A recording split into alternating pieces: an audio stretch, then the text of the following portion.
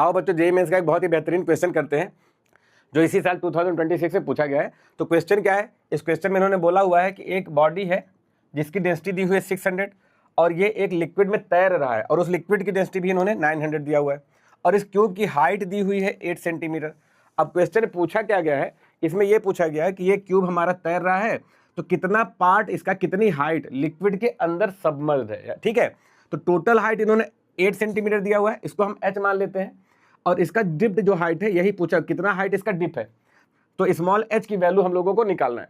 तो ऐसे क्वेश्चन में क्या कॉन्सेप्ट लगता है, क्योंकि बॉडी तैर रही है, अगर बॉडी तैर रही है तो इसका मतलब जितना बॉडी का वेट रहा होगा mg उतना ही इस पर अपसस लगा होगा ऊपर की ओर, ठीक है। अपसस जब वेट को बैलेंस कर देता है तभी बॉडी तैरती है। अगर फ्लोटिंग बॉडी बोल दे तो हमेशा u को mg के इक्वल कर दिया करो, ठीक है। अपसस जो है वो किसके इक्वल हो जाएगा, बॉडी के वेट के, ओके। अब अपसस का फार्मूला भी आप लोगों को याद होना चाहिए, इसका फार्मूला होता है रो वी जी और इज इक्वल टू mg आप कर दो।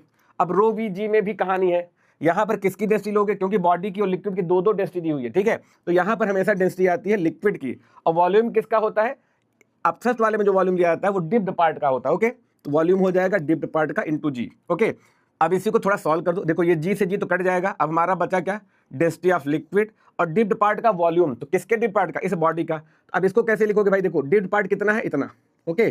तो इतने पार्ट के वॉल्यूम को लिखा जा सकता है, देखो इसका वॉल्यूम का फार्मूला हो सकता है, ये जो बेस है हमारा इसका एरिया और इनटू हाइट, ठीक है। एरिया इनटू ये वाली हाइट अगर ले लोगे तो डिप पार्ट का वॉल्यूम बन जाएगा। तो वॉल्यूम आप डिप पार्ट की जगह पर एरिया और ये वाली हाइट आप ले लो h, ऐसे, ठीक है। अब यहाँ पर आ जाओ भैया, अब ये m किसका था, इस पूरी बॉडी का मास था। तो जब पूरी बॉडी का मास है हमारा m, तो इसको भी क्या लिख सकते हो, डेंसिटी इनटू वॉल्यूम। तो अगर पूरी बॉडी का मास है तो पूरी बॉडी का डेंसिटी और पूरी बॉडी का वॉल्यूम, ये लिखोगे आप। तो एक काम करते हैं, यहाँ पर भी पूरी बॉडी का वॉल्यूम की वैल्यू डाल देता हूँ, ठीक है। तो पूरी बॉडी का वॉल्यूम कैसे लिखोगे, अब देखो पूरी बॉडी का जब आपको लिखना होगा तो फिर से वही काम करो, एरिया और पूरी हाइट ले लो अब की बार, ये वाला एरिया, बेस का एरिया और इनटू पूरी हाइट, ये वॉल्यूम का फार्मूला होता है क्यूब का, ठीक है।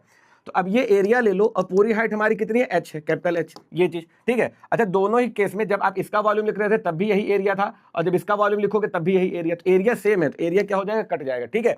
अब हम लोगों को निकालना है डिप पार्ट की हाइट यानी कि स्मॉल h की वैल्यू, तो बस स्मॉल h इक्वल टू कर दो, तो ये क्या बन जाएगा, density of body into h upon rho l। अब इसी में वैल्यू आपको डालना है, तो बॉडी की डेंसिटी कितनी है 600 और इंटू हाइट कितना डिप है 8 सेंटीमीटर और डिवाइड बाय लिक्विड की डेंसिटी कितनी दी हुई है, तो ये 900 है हमारा, तो ये 900 आ गया। अब इसी को सॉल्व कर लो, ठीक। अब ये डेंसिटी है तो यूनिट कन्वर्ट करने की जरूरत नहीं, रेशियो कट जाएगा, ओके। ये 2 0 आप काट दो, अब ये आ जाएगा आपका 48/9 और अब अगर इसको सॉल्व करते हो तो ये इसको सॉल्व करने पर ये आएगा 5.3 सेंटीमीटर, ठीक है। क्योंकि यहाँ पर हमने सेंटीमीटर लिया था तो ये भी सेंटीमीटर में आ जाएगा। तो इस तरीके से इसका डी आंसर करेक्ट हो गया।